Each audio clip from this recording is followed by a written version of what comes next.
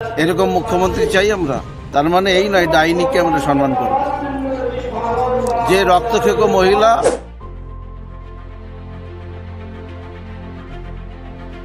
নমস্কার, news 24x7 টিভির সকল দর্শককে স্বাগত। আজ আমরা সরাসরি চলে এসেছি দমদমের তৃণমূল প্রার্থী সৌগত রায়ের বাড়িতে। গতকাল আমাদের চ্যানেলের একটা এক্সক্লুসিভ ইন্টারভিউতে বারাসাতের বিজেপি প্রার্থী স্বপন মজুমদার মুখ্যমন্ত্রীকে কুরুচিকর মন্তব্য করেছেন, ডাইনি রক্তক্ষেকি বলে আখ্যান দিয়েছেন। এই বিষয়ে কি মন্তব্য বর্ষিয়ান নেতা সৌগত রায়ের, সরাসরি তার কাছ থেকে জেনে নেব।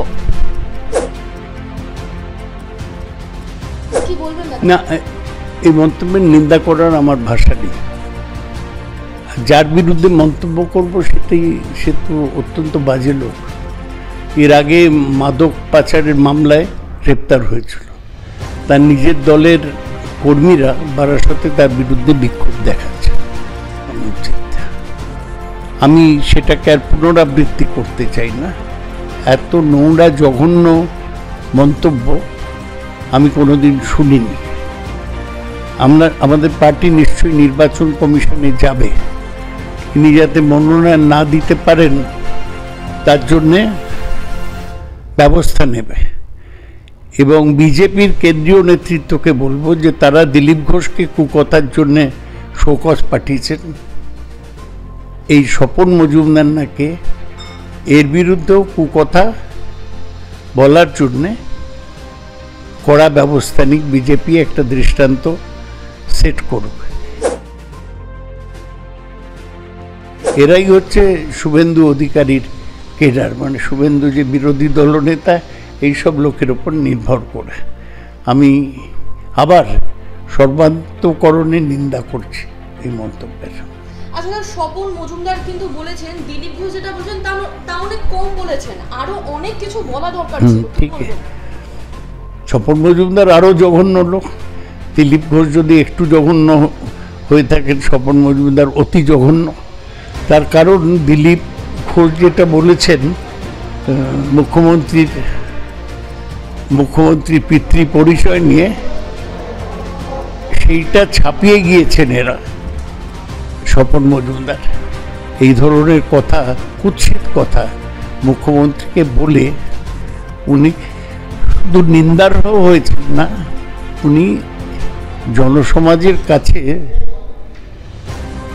উনি ধিকৃত হন। বিজেপি পার্টি কিন্তু বারবার একই কথা বলছেন, নারীদের পাশে থাকা উচিত। তারা নারীদের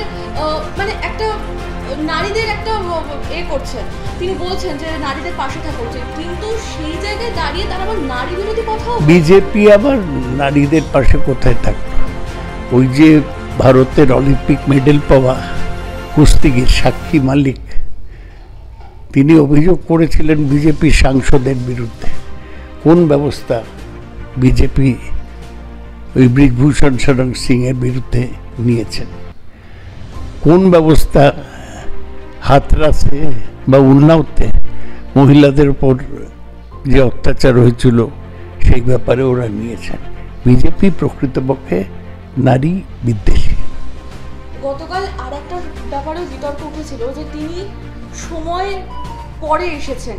তার একটা সভা ছিল, সময় পরে এসেছেন, যেখানে সকাল 11টায় পৌঁছানোর কথা তিনি 2টো বাজিয়ে দিয়েছেন। সেটা তো ওদের পার্টি ঠিক করবে, পার্টির কর্মীরা ঠিক করবে। স্বপন মজুমদার এমনি কাকলি ঘোষ দস্তিদারের কাছে বিচ্ছিন্নভাবে হেরে যাবেন, এটা সবাই জানে। সুতরাং উনি সময় গেলেও কি আর না গেলেও কি। তবে এই ধরনের মানুষকে বিজেপির এখনো সুযোগ আছে, ওরা প্রার্থী বদল করে দেবে।